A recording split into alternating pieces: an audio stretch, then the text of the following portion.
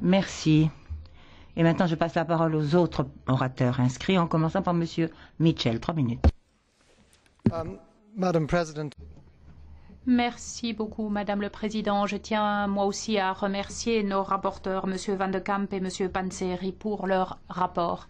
Et je profite de cette occasion, en présence du commissaire, pour soulever certaines inquiétudes que nous avons dans le domaine de la sécurité qui est proposée par la Commission par le biais du paquet présenté en juillet de cette année. Dans le passé, seuls les véhicules à 4 roues étaient soumis à une vérification annuelle, alors qu'aujourd'hui, les 2, 3, 4 roues, les scooters, les mobylettes devraient faire l'objet de ces contrôles techniques par le biais de la proposition de la Commission. Et je n'ai pas vu d'argumentaire convaincant pour justifier l'introduction de ces contrôles pour les 2 roues.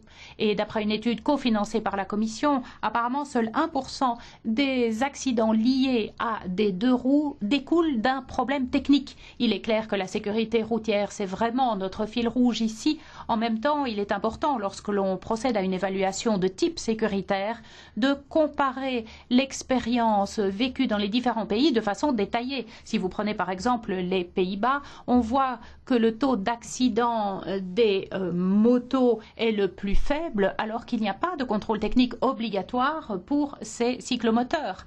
De plus, la Suède est le seul pays en Scandinavie où des contrôles techniques réguliers sont obligatoires pour ce type de véhicule. Dans le passé, il y avait un contrôle annuel obligatoire pour les véhicules de plus de 10 ans, mais la loi a été changée en 2004 pour passer à un contrôle tous les 2 ans.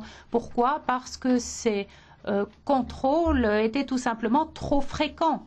Et d'après ce que j'ai cru comprendre, cette décision n'a pas influencé les statistiques en Suède. Et d'après les estimations, pour les utilisateurs de motocycles en Europe, ces contrôles pourraient représenter un coût allant jusqu'à 1,2 milliard d'euros. Et le coût de ces mesures dépasse de très loin les avantages potentiels. Est-ce que ces contrôles obligatoires pour tous les motocycles va vraiment influencer le nombre d'accidents en Europe?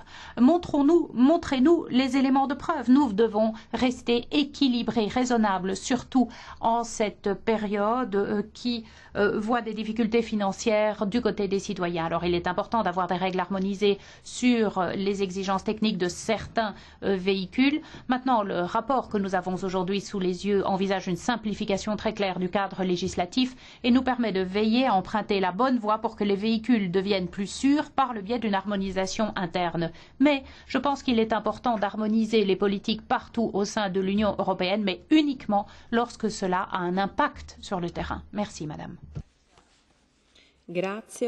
Merci. Madame Ticao, 3 minutes. Merci.